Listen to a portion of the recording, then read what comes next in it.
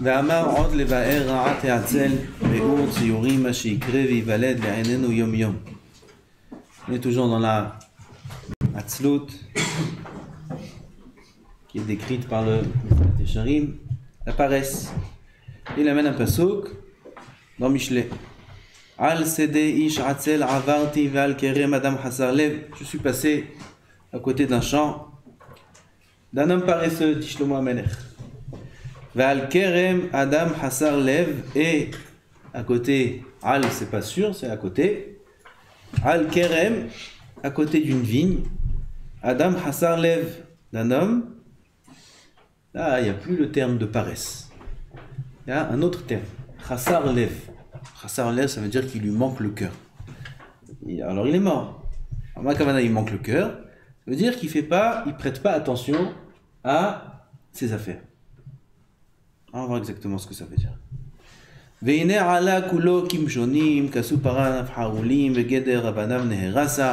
sûr, tout le champ est rempli d'épines et de ronces. Et pas seulement ça, mais même la muraille qui protège le champ, elle s'est abîmée. Et je regarde, moi, Shlomo, Ashit libi, je mets mon cœur. Ça veut dire que, moi je ne me rappelle pas, que dans les textes de Shlomo HaMelech, il y a écrit que Shlomo il a besoin de réfléchir. Déjà, Shlomo HaMelech sans réfléchir, c'est l'homme le plus intelligent de l'univers. Alors quand Shlomo HaMelech il a besoin de réfléchir, Ashit libi, deux termes de réflexion. Va'anochi, va'eheze anochi, je regarde. On sait que regarder c'est la chanit bonenut, méditer. Ashit libi, je mets mon cœur. Je cherche à comprendre. Le Iyun de Shlomo. De quoi on parle? Ra'iti. Troisième terme. Ra'iti. Je regarde. La carte moussar. Je prends du moussar. C'est-à-dire, j'en tire un enseignement. Lequel? Me'at shnot. Dormir un peu. Me'at enumot. Somnolé. Me'at chibuk yadayim nishkav. Un peu croiser les bras, s'assoupir, se reposer. Uba mitalech shecha u'machzorecha keish magen, c'est le verset qu'on a vu plus haut. Et là, la pauvreté vient et s'installe de manière puissante. Et là, le Rav explique. Veine milevad pshuto ansheru amiti bemashmaro. À part le sens simple du pasuk, qui est vadaï en soi déjà vrai. C'est ce qui se passe réellement sur le champ de quelqu'un de paresseux. Qu'est-ce qui va pousser là-bas? Pas du tout. La cigale et la fourmi. On connaît? C'est pris d'ici. Paresseux, doucement, on verra, attends. Hachem Yarazor. Ezrat Hachem, etc. Hine darshu bo chachamim zichronam livracha midrash na'e ze leshonam. C'est quoi ala kulokim shonim? À part le sens simple. Maintenant, ça va se traduire dans nos notions à nous qui étudions la Torah. Je mevakesh perush al parasha ve'eno motze. Il cherche à comprendre quel est le sens de ce pasuk. Que veut dire cette parasha? Que veut dire ce din là? Il cherche. Je mevakesh perush. Il cherche. C'est pas qu'il cherche pas. On parle de quelqu'un maintenant qui va réfléchir pour essayer de comprendre. Il ne trouvera pas. Il n'aura pas de pirouche. Sa Torah sera fade. Il n'arrive pas à être marienne, il n'arrive pas à comprendre, il n'arrive pas... Pourquoi? Parce que ça a été précédé de paresse. Puis d'homme, monsieur, il veut venir comprendre, essayer, apprendre. Ça ne marchera pas. Kassou panav haoulim, dit Razal, Mitor shelor hamal bahem, puisqu'il n'a pas peiné pour étudier la Torah. Hu yoshev, ou metame et tatahor, ou metaher et tatame. Et ça, on en voit aujourd'hui plein les rues. Des gens qui disent sur une chose qui est tamé, tahor. Sur une chose qui est tahor, tamé. Ils inversent les lois de la Torah. Pourquoi? Leur amlou. Ils n'ont pas peiné dans les limous de la Torah auparavant. Ou poretz gederan shel talmidei chachamim. Il vient cet homme-là et il abîme, il fait des brèches dans les barrières des Chachamim, dans les barrières de Chazal, dans les barrières de la Torah. Il vient, il dit non, ça c'est pas exactement comme ça, et ça s'applique plus vraiment, et ça comme ci, et ça comme ça. Change la Torah. Ma'on Shoshelze. Quelle est sa punition? Chez le mot Piresh, Shlomo HaMelech lui-même a dit ou Poretz Gader, Ishechenu Nachash, celui qui poretz, comme on dit, les frottes, qui. Hein? Il fait une brèche dans la barrière des paroles de Chazal. Sa fin, c'est quoi? La morsure d'un serpent. On a pris dans Masechet Avodah Zara, c'est quoi la morsure d'un serpent? La morsure des Talmidei Chachamim. C'est quoi la différence avec la morsure d'un serpent et la morsure d'un serpent par les Talmidei Chachamim? Il n'y a pas de guérison. Un serpent qui mord, il y a une guérison. Il y a des remèdes. Aval, s'il se fait mordre par la morsure des Talmidei Chachamim, aucune guérison. Aucune guérison. Comment on en arrive à là? Comment un homme peut en arriver à changer les mitzvot? Lui, dans sa tête, il dit vrai, lui, dans sa tête, il est sûr qu'il a raison. Il va même enseigner aux autres, il va dire voilà, c'est comme ça, d'après tel posek, d'après ci, d'après ça. Comment il en arrive à là? Il nous dit le Rav, comment ça fonctionne. Le mal, le malheur du paresseux n'arrive pas d'un coup, ça apparaît pas d'un coup. On ne croit pas, il est parti dormir, il a fait une sieste, il s'est réveillé, ça y est, tout le champ, il y a des ronces, tout est cassé, tout est... Ça y est, puis il dit, tamé, taor, ça n'arrive pas d'un coup. Et là, me'at, petit à petit, ça fait peur ça. Sans qu'il s'en rende compte, sans qu'il le sente, il ne fait même pas attention. Il ne fait même pas attention qu'il est en train de tout détruire. Il va d'un mal à un autre, jusqu'à qu'il sera enfoncé dans le mal par excellence. On voit ça aussi dans le chol, on voit des gens qui ne se prennent pas trop en main, des jeunes surtout. Et de jour en jour, on voit leur dégradation, eux ils ne s'en rendent pas compte. Mais quand on voit le point de départ et le point d'arrivée, oh là là. Pas que dans ça, même dans les familles, même dans le shambait, même dans le chinour, la paresse, on laisse traîner les choses. Ine batechila eno mahsir atorach asher haya ra'ui lo. Ela mahsir atorach asher haya ra'ui lo. Au début de la paresse, comment ça fonctionne? Du jour au lendemain, il dit ça y est, je vais dormir? Non. Normalement, il doit fournir un effort temps. On va parler dans le limoud. Dans le limoud, il est capable de fournir tant de quantité d'efforts. Oui, on va dire 10 heures de limoud, 12 heures de limoud, de qualité, ou peut-être 8 heures de grande qualité de limoud, après il est fatigué. C'est ce qu'il est capable de fournir. Qu'est-ce qu'il fait au début? Il ne fait pas tout le temps. Il est là, il est assis, les 10 heures, il est assis. Seulement les 10 heures, il peut les fournir avec, comment on dit en français, une usine qui, comment on dit, rentabilité, un régime qui est 100%. Il a de la force. Et lui, il met le régime, il fait le régime. Oui, un peu moins, ça va, doucement. Donc, il est marcir le Torah. C'est pas qu'il est mitbatel. Il y a l'mitbatel, ça veut dire ne rien faire, ne pas agir. Lui, il agit, mais pas avec le rendement qu'il peut donner. Qu'est-ce que ça entraîne? Donc il ne va pas étudier la Torah comme il faudrait. Parce qu'il y a un manque d'études, d'investissement dans l'étude. Quand il va se prendre en main pour réellement bien étudier, alors il va lui manquer la compréhension. Alors il ne va pas comprendre. La Gemara nous dit quelque chose de pele plaim. C'est tellement pelé que le cerveau ne peut pas comprendre cette Gemara. Après le Chassan nous disent que c'est comme ça. Pourquoi je vais dire un grand redou? Je vais dire une chose que tout le monde connaît. Yagata velo matzata al ta'amin. Quelqu'un qui vient, qui dit j'ai peiné, j'ai fait Gvodara, j'ai mis mes forces, mais je comprends pas. Chazal nous interdisent de le croire, cet homme. T'es un menteur, tu lui dis. Il y a chakran. Chakran. Impossible. Impossible, ça n'existe pas. Il y a gata velo matzata. Chazal nous dit, il y a gata velo matzata, alta amen, ça n'existe pas. Comme l'inverse, ça n'existe pas. Il dit, ouais, t'as compris? Ouais, j'ai compris, ouais. Il est comme ça, il est assis avec le dos sur le truc. Ouais, c'est bon, c'est bon. On répète? Non, pas besoin. Pas avancer, on pas avancer.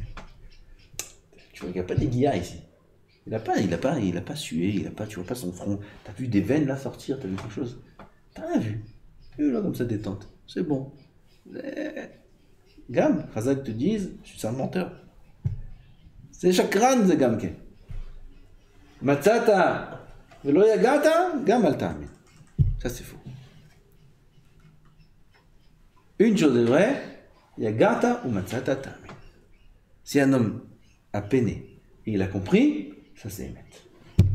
Ça c'est émet. Alors, se dit le Rav, si un homme ne va pas fournir des efforts qu'il peut fournir pour comprendre la Torah, alors il ne comprendra pas. Parce que ça n'existe pas. Matzata, sans yagata, ça n'existe pas. Donc il ne comprendra pas. On a dit que chez avoir hagar limot, echsalo havana, veine. Si ça s'arrête là, il dit le Rav, si on s'arrêtait là, Gvar Itaraba, déjà c'est grave. Il veut étudier, il n'arrive pas à comprendre la Torah. Après, il fait dépendre son manque de compréhension, etc. Il met des défauts dans la Torah. Oui, la yeshiva, oui, c'était pas super, oui, la rabbanim, oui, si, oui, ça. Il a des millions d'excuses. Il a plein de ta'anot le Yetzirah. Mais le problème, c'était lui. C'est lui qui s'est investi. Lui maintenant il vient et dit comment je peux pas ne pas comprendre, c'est pas possible. Alors on est obligé d'expliquer ça et ça et ça et ça, donc il veut à tout prix expliquer cette paracha, expliquer ce passage. Qu'est-ce qu'il va faire?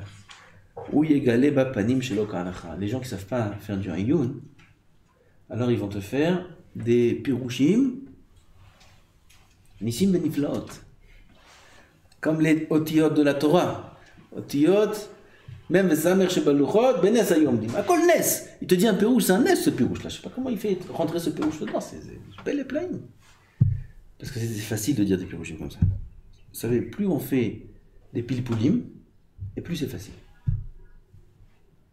À un certain niveau, dire des choses qui sont comme ça, tac, tac, tac, c'est très facile. Très facile. Inventer des yesodot, c'est très facile ça. Alors dire des pérouches amitiyim qui sont très proches du pshat, c'est très dur. Alors lui maintenant il est obligé de dire un pérouche. Le pérouche du pshat kipshuto, il ne peut pas le sortir. C'est très dur de dire un pshat kipshuto. Très dur. Il n'y a que celui qui connaît bien le yom qui comprend ce que je dis. C'est très dur de dire un pshat pashut. Alors qu'est-ce qu'il va faire? Il est obligé, il peut dire qu'il ne comprend pas. Il ne peut pas dire qu'il ne comprend pas. Alors il va dire un pérouche selon sa compréhension à lui, qui n'est pas profonde. Et automatiquement, qu'est-ce qui va se faire? Égaler panim shelo k'halacha. Et ça, c'est la pire des choses à faire dans la Torah. Ve'yashrit ha'emet, il détruira la vérité. Ve'yafreu, il va l'inverser. Sur le sheker, il va dire c'est le emet.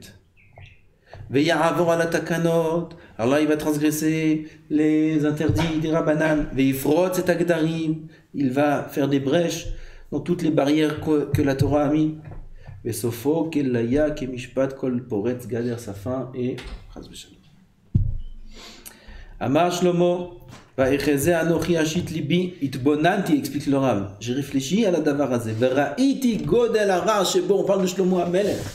Si Shlomo HaMelech a besoin de nous expliquer combien c'est mal et combien il a réfléchi pour comprendre que c'est mal, combien un homme intelligent doit faire attention à cette chose-là, de ne pas se laisser aller selon sa nature de paresse. C'est comme un venin qui va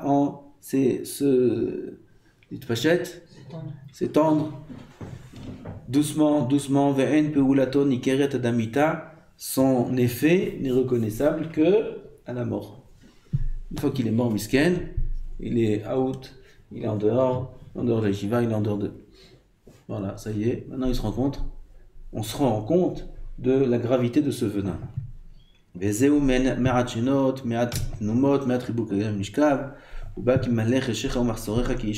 Combien il faut, même si on n'arrive pas à le comprendre, ce que le Rav est en train de dire, mais il faut être assez intelligent pour comprendre que si Shlomo HaMelech a dû réfléchir beaucoup là-dessus, et nous avertir pas tout, je ne sais pas si vous connaissez Michelet, Michelet c'est très, très court, ceux qui font Chak l'Israël, Michelet le matin. Michelet c'est... Chaque pasouk, c'est 2 phrases. Une phrase, une deuxième phrase. Une phrase, une deuxième phrase. Et chaque phrase elle comporte beaucoup d'enseignements. Le gars Mivina, il a un plus sur Michelet qui est très profond. Puis comme ici, on voit, j'ai marché sur le champ d'un homme paresseux. Il n'y a pas de sous qui me passe dans Michelet. Et Shlomo HaMelech détaille. Sache combien est grave le résultat de la paresse. Et il te dit, j'ai beaucoup réfléchi là-dessus. Et en ce qui nous concerne, c'est sur la Torah. Dans le Khol aussi. Et ça, nos parents, ils nous ont déjà dit, nos grands-parents, ça y est, paresseux. Le monde appartient à celui qui se lève tôt, comme ça, on va dire. Il faut se lever tôt, il ne faut pas être paresseux, il ne faut pas dormir. Le monde appartient à celui. D'où ça sort? Les midrash ne'elam, il faut que tout. Puis je vais le kavod, ça y est la avod, ils te disent. Il y a toutes sortes de pitgamim, de piquances.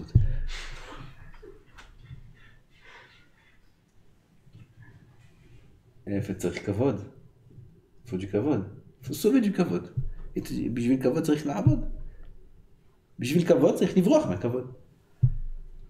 Bref. Au niveau du chol, on sait qu'il ne faut pas être paresseux. Ah, c'est pas ça le Ika. C'est pas de ça que Shlomo HaMelech parle. Comme Chazal nous dit, tout ça, ça parle de Torah. Un homme veut arriver à quelque chose en Torah. Il veut être un bon juif, il veut connaître la Torah. Ça demande beaucoup de travail. Ça demande beaucoup d'investissement. Ça demande de se sauver de l'amour et du plaisir, du repos, de la détente, de doucement. Mais pas doucement. Il faut mettre toutes ses forces, surtout quand on est jeune.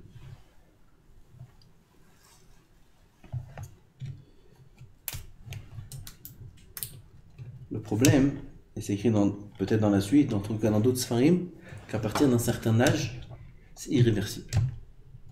Ça, c'est un problème. Peut-être avec Messirut Nefesh, Atsuma, comme Rabbi Akiva, Alav Shalom. Regardez Rabbi Akiva, quel chizouk, Rabbi Akiva, c'est la période d'en parler. Quel moussard il apporte à toute l'humanité.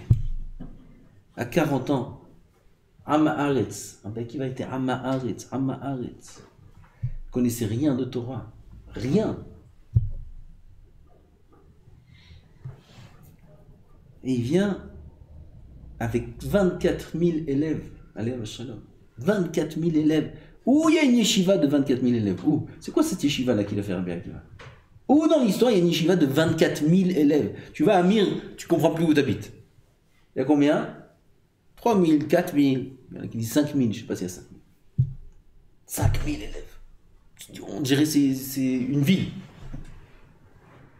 5 000. Où il y a 24 000? Comment ils donnent cours? Il y avait des rabbanim, il y avait un mashgiach, il y avait zeg, levez-vous le matin, dormez le soir. Comment ils donnent shiur? Il y a un micro, il y a un haut-parleur. Comment tu donnes shiur à 24 000 élèves? Quelle motivation fallait qu'il ait, cet homme-là, c'est Ben Adam, un mec qui est malachi, pour pouvoir atteindre un résultat pareil. Quelle motivation il faut avoir? D'où il part? De zéro, il est parti Rabbi Akiva, de zéro. C'est le tnaï qu'il avait avec sa femme. Sa femme elle a dit, ça y est, maintenant ça y est, on s'est mariés et tout, il faut que tu accomplisses ta promesse, tu vas étudier la Torah. Quelle Torah? Lire, il ne savait pas, Rabbi Akiva. Lire, il ne savait pas. Lire. Amma Haaretz Gamur. Il apprend à lire. Il apprend à écrire. Il apprend avec des enfants. On connaît toute l'histoire, toute la honte, et le yéhouch qu'il a eu, Rabbi Akiva. Et il se bat. Et il va dans une grotte. Et 12 ans. Et encore 12 ans. 24 000 élèves. Quelle force, quelle volonté il faut avoir pour atteindre un niveau pareil.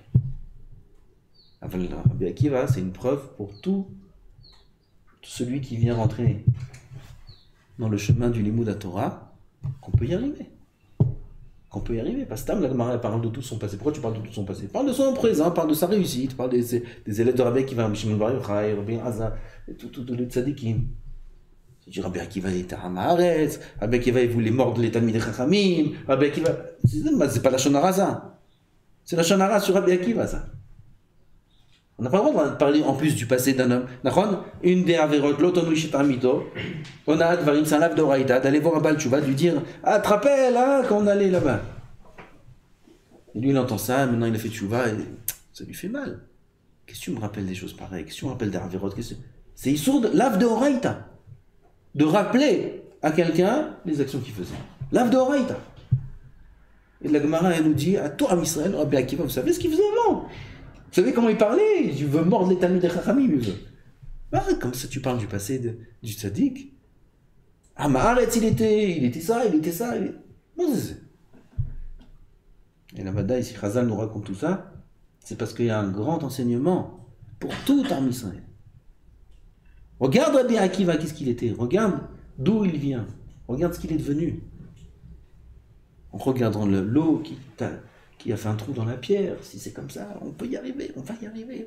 Il a mis toutes ses forces, Rabbi Akiva. Regarde ce qu'il est devenu, Rabbi Akiva, la vache.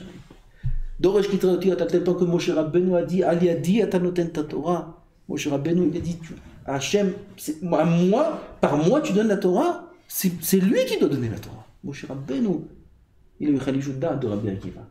C'est lui qui doit donner la Torah, c'est pas moi. C'est-à-dire, Rabbi Akiva a réussi à troubler Moshe Rabbeinu. C'est pas. Quel? Il couchait sur Moshe Rabbeinu, il a fait. Moshe Rabbeinu, il ne pouvait pas donner la Torah. Il dit, c'est lui, Mechilak, c'est pas moi, c'est lui. Un homme, tellement d'années après Moshe Rabbeinu, arrive à remettre en question Moshe Rabbeinu. Rétroactif. Comment c'est possible? Quel niveau? Par exemple, les 24 000 élèves. Faire peur à Moshe. Qui c'est qui peut faire peur à Moshe? Rabbi Akiva a réussi à atteindre un niveau pareil. De quoi? D'où il a commencé? De zéro. Rabbi Akiva, c'est Ben Gerim. C'est un descendant de convertir, Rabbi Akiva. C'est même pas, tu vas dire, Rabbi Akiva, son ancêtre, c'était Baba Zé, Baba Po, Baba Sham. Et le Baba Velo Batir. Son ancêtre, c'était Kloum. Il n'y a même pas une lignée de rien du tout. Cette semaine, peut-être Shabbat, je pense à Chacham Ovadia là. Chacham Ovadia, fils de qui? Non, c'était jeudi. Je sais à quel moment. Je réfléchis. Et tu ce Chacham, ses ancêtres c'était ça, ses ancêtres c'était ça. Chacham Ovadia, ses ancêtres c'était qui? C'était personne. Personne. Il n'avait pas un père. Toute cette équipe. Chacham Ben Zion, c'était qui ses ancêtres? Personne. Personne. Il n'y a personne derrière. C'est eux d'eux-mêmes. Rabbi Akiva, c'était qui? Personne. Rien. Un Maaretz qui est venu, qui a commencé à s'asseoir à étudier la Torah. C'est qui son Rav? La Ganénette. C'était la Ganénette. C'était elle son Rav. Voilà. Et devenu Rabbi Akiva. Nous, maintenant, on a une Tana. On n'a pas de Tana. Tout le monde est capable. Il faut juste comprendre bien ce qui est écrit ici. Il faut se prendre en main. Il faut se prendre en main. Il y a Gata ou Matzata Ta'amen. Il faut se prendre en main. Après qu'un homme s'est pris en main, peut-être il aura toute la liste des excuses que chacun donne. Oui, je sais pas, j'ai pas dit, je suis pas fait pour ça. Prends-toi en main comme Rabbi Akiva, tu verras qu'il n'y a plus d'excuses. Tu verras la réussite.